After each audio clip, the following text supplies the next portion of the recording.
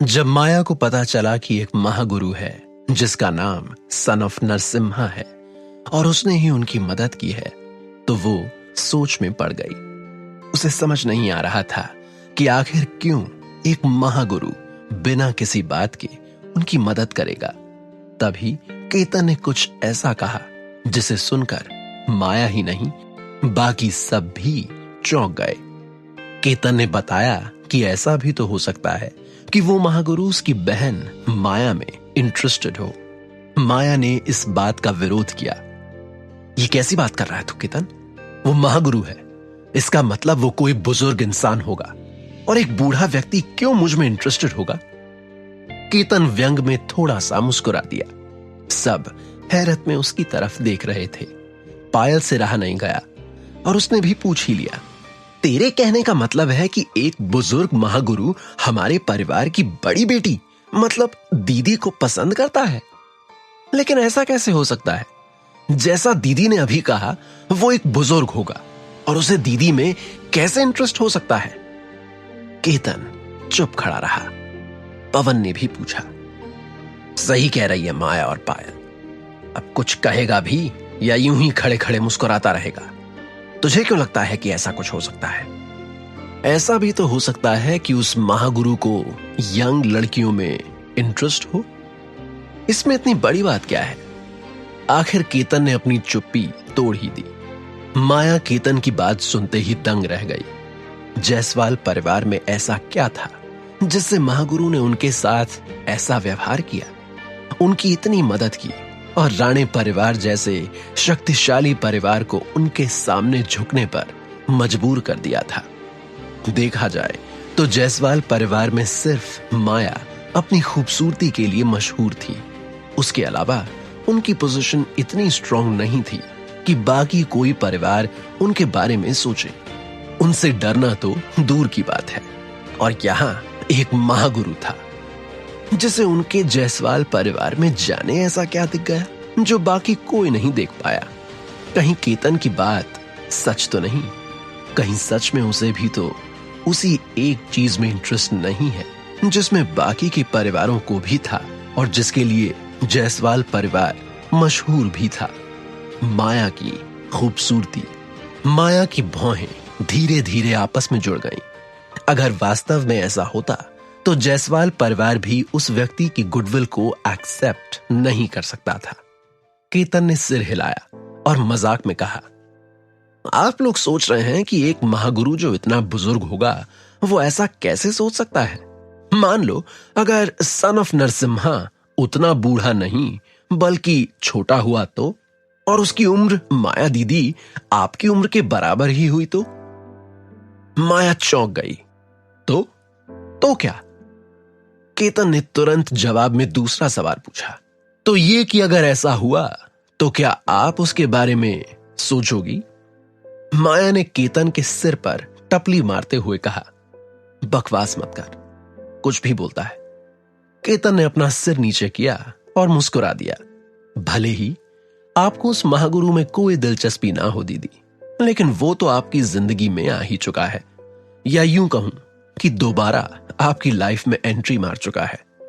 आप कहीं भी रहो, वो कहीं भी रहे, वो हर पल हर दम सिर्फ आपको ही देखता रहता है, आपके बारे में ही सोचता रहता है। कब तक बचोगे आप उससे दी?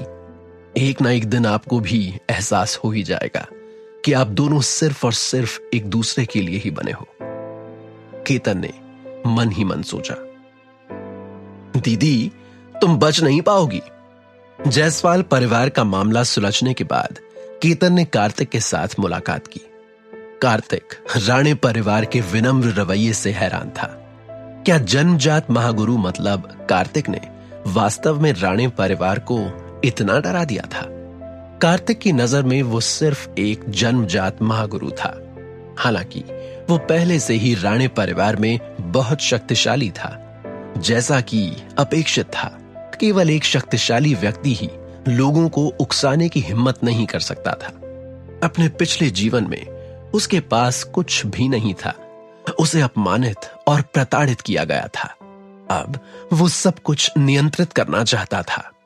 पिछले जन्म में उसके साथ जो कुछ भी हुआ था, उन सब का हिसाब वो इस जन्म में करना चाहता था, लेकिन सबकी नजरों में आए बिना इस बार वो कुछ भी बिना सोचे समझे नहीं करना चाहता। अपना हर कदम बहुत सोच समझकर और फूंक फूंक कर रखना चाहता है, लेकिन वो भी क्या करे, वो दिल के हाथों मजबूर है।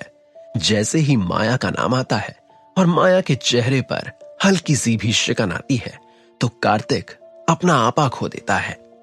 केतन के जाते ही कार्तिक अपने रूम में बिस्तर पर बैठा और उसे वो पल याद आ गया जब एक बार माया ऐसे ही उसके साथ बिस्तर पर थी और उसकी आंखों में आंसू थे। तब कार्तिक के पास महागुरु की शक्तियां नहीं थीं, लेकिन प्यार की ताकत जरूर थी।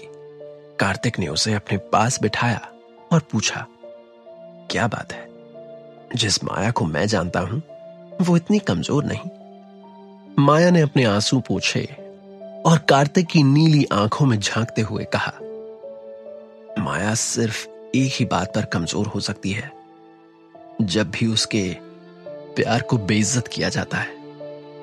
और आजकल ये रोज होने लगा है। तुम कभी मेरे मॉम डैड को वापस पलट कर जवाब क्यों नहीं देते? वो तुम्हारी इतनी इंसल्ट करते हैं, लेकिन फिर भी तुम सब कुछ चुपचाप सहते रहते हो, कभी कुछ नहीं कहते। क्यों?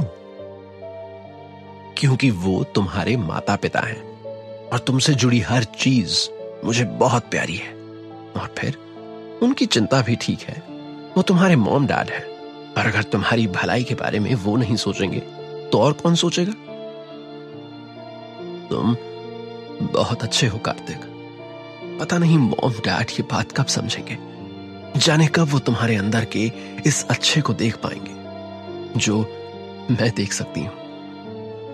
कार्तिक ने माया के हाथ अपने हाथ में लिए और उसकी आंखों में देखते हुए कहा, बहुत जल्द देखना, एक दिन ऐसा जरूर आएगा जब तुम्हारे मॉम डैड भी मुझे उतना ही प्यार करेंगे जितना तुम करती हो। अगर उसके लिए मुझे तपस्या करके कुछ सुपर पावर्स भी हासिल करने पड़े ना, तो कर लूंगा। माया कार्तिक की बात सुनते ही गिगल करने लगी। कार्तिक उठा और कहा, अरे हंसो मत, देखना एक दिन ढेर सारे सुपर पावर्स आ जाएंगे मेरे पास और फिर मैं ऐसे सुपरमैन की तरह उड़ूंगा। कार्तिक उड़ने की एक्टिंग करने लगा और वैसे ही घूमने लगा, और फिर शायद मैं बैटमैन भी बन जाऊं या फिर स्पाइडरमैन। ये कहते कहते कार्तिक ऊट पटांग एक्शन कर रहा था और माया यूं ही खिलखिलाकर हंस रही थी। और ऐसे ही घूमते घूमते अचानक कार्तिक बेड पर कूद गया और माया के ऊपर जा गिरा। माया की हंसी रुक गई और कार्तिक उसे देखता रहा। तुम ऐसे हंसते खिलखिलाते ही अच्छी लगती हो। इन आंसुओं का तुम्हारे चेहरे पर होना मेरा दिल दुखाता है, इसलिए फिर कभी मत रोना, वरना मैं यूं ही गिरता रहूंगा तुम्हारे इन आंसुओं को पोंछने के लिए। कार्तिक ने माया के चेहरे पर जो आंसू बाकी थे उन्हें पोंछते हुए कहा। माया से रहा नहीं गया और उसने कार्तिक को चूम लिया। कार्तिक के पूरे शरीर में जैसे करंट सा दौड़ गया। माया जैसे ही अलग हुई, अब कार्तिक से रहा नहीं गया और उसने अपने होंठ माया के सुर्ख गुलाबी होंठों पर रख दिए। और जैसे ही उसने माया के होंठों को चूसना शुरू किया, दोनों मदहोश हो गए। ऐसा लग रहा था मानो सालों की प्यास है जो दोनों एक दूसरे से बुझा रहे हों। कई मिनटों तक दोनों एक दूसरे की बाहों में सिमटे और एक दूसरे के होंठों को यूं ही चूमते रहे। देखते ही देखते पता भी नहीं चला और कार्तिक ने माया के शर्ट के बटन खोल दिए और माया ने कार्तिक की शर्ट फाड़कर उससे अलग कर दी। दोनों एक दूसरे के जिस्मों का स्पर्श करना चाहते थे और उन दोनों के बीच कपड़े का एक टुकड़ा भी उन्हें मंजूर नहीं था। दोनों ने एक दूसरे को ऐसे कस कर जकड़ रखा था जैसे वो जन्मों के इंतजार के बाद मिले हों, और अब उन्हें कोई भी जुदा नहीं कर सकता। कार्तिक ने जमकर माया के स्तनों का रसपान किया और उसकी कमर को सहलाया। माया सहर उठी और उसके मुंह से आह निकल गई। माया अभी कार्तिक के छुअन की सुदबुदाहट से निकली भी नहीं थी कि कार्तिक ने उसे अपने पास खींचा और उसे पूरा करते हुए संभोग शुरू किया। माया अब टूटकर बिखर रही थी। दोनों इतने मदहोश थे कि लंबे समय तक एक दूसरे से प्यार करते रहे। और इतने में बाहर से माया की मां की आवाज सुनाई दी। माया, तू आ गई ऑफिस से? दोनों चौंक कर एक दूसरे से अलग हुए और कार्तिक का बैलेंस बिगड़ा और वो नीचे गिर गया और माया की तेज हंसी छूट गई। जैसे ही कार्तिक ने खुद को संभाला और ऊपर देखा तो ना माया थी और ना ही उसकी हंसी की खनकती हुई आवाज। कार्तिक को याद आया कि वो अपने किराए के घर के रूम में है और ये पुरानी बात है जो वो याद कर रहा था। कार्तिक ने अपना फोन उठाया और ऊपर उठकर बिस्तर पर बैठते हुए देखा कि उस पर एक मैसेज आया हुआ है। उसने चेक किया तो वो माही माथुर का मैसेज था। कार्तिक ने खोलकर माही का मैसेज पढ़ा और वो चौंक गया। उसने देखा कि माही ने मैसेज में लिखा है कि मुंबई सिटी के पुराने और सबसे कुशल डॉक्टर पंकज सचदेवा माथुर परिवार के साथ माथुर मैंशन में हैं और वो कार्तिक से मिलना चाहते हैं।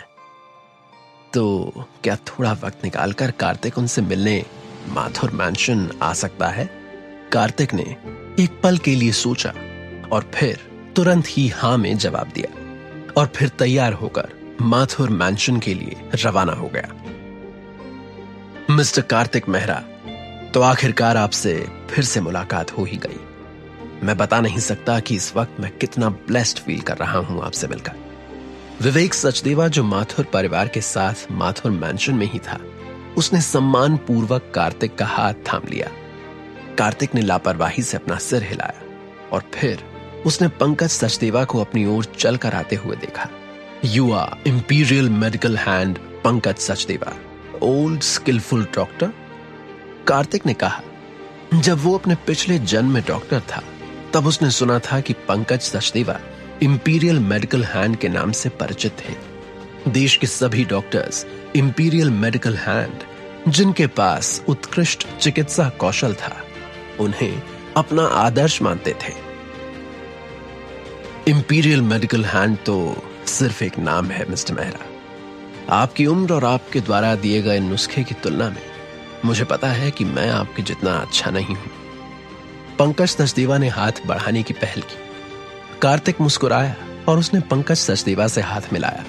माही के दादाजी हेमंत माथुर, उसके पापा मानव माथुर और खुद माही माथुर, जो वहीं खड़े हुए ये सारा नजारा अपनी आंखों से देख रहे थे, वो हैरान रह गए। पंकज सचदेवा, जो एक ओल्ड स्किलफुल डॉक्टर है और जिनका बोलबाला सिर्फ इंडिया में ही नहीं पूरे वर्ल्ड में चलता है, उन्होंने वास्तव में व्यक्तिगत रूप से कार्तिक से हाथ मिलाया था। और सिर्फ इतना ही नहीं, उन्होंने कार्तिक को खुद से बेहतर मानते हुए उसकी तारीफ भी की थी।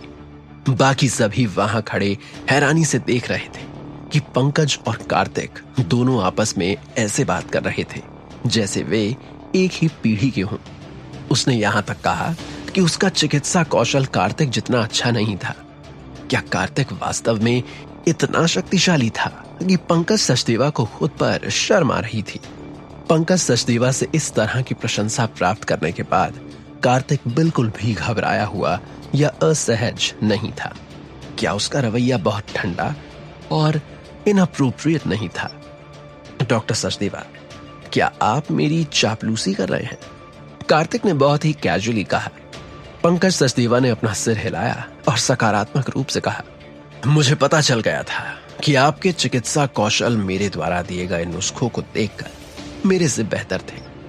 इसके अलावा आप पौराणिक लाइटनिंग सुई तकनीक, मतलब थंडर नीडल आर्ट को भी जानते हैं। आप एक सामान्य व्यक्ति तो नहीं हो सकते, है ना? ठीक कहा ना मैंने? कार्तिक ने अपनी भौहें उठाई और विवेक सचदेवा की ओर देखा। विवेक सचदेवा अजीब तरह से मुस्कुराया। वो वही इंसान था जिसने बिना अनुमति के इंपीरियल मेडिकल हॉल को नुस्खे और बिजली की सुई तकनीक के बारे में बताया था। आप यहां सिर्फ मुझसे मिलने नहीं आए हैं, है ना? कार्तिक ने फिर से बहुत ही कैजुअल तरीके से पूछा। पंकज सचदेवा ने इससे इनकार नहीं किया। उसने सीधे कहा, बिल्कुल सही। मुझे आशा है कि मिस्टर मेहरा आप मुझे बिजली की सुई तकनीक का रहस्य सिखा सकते हैं। ये कहते ही सभी की निगाहों के सामने पंकज सचदेवा झुक गया और कार्तिक से बिजली की सुई तकनीक सीखने के लिए विनती करने लगा। उनका रवैया ईमानदार था। कार्तिक चौंक गया था। हेमंत, माथुर और अन्य लोग भी ये देखकर दंग रह गए। कार्तिक ने जल्दी से पंकज की मदद की और उसे खड़ा करते हुए एक कड़वी मुस्कान के साथ कहा, आपको ऐसा करने की जरूरत नहीं है। मैं आपको यूं झुकते हुए नहीं देख सकता, तो क्या तुम मुझे थंडर नीडल आर्ट सिखाओगे? पंकज सचदेवा की आंखें चमक उठी और वो जोश में था। कार्तिक अवाक था। यही कारण था कि पंकज सचदेवा ने उसे यूं झुककर प्रणाम किया था। क्या चल रहा था डॉक्टर पंकज सचदेवा के माइंड में? क्या ये सिर्फ थंडर नीडल आर्ट सीखने का प्लान था या फिर कुछ और क्या कार्तिक उन्हें ये आर्ट सिखाने के लिए राजी होगा?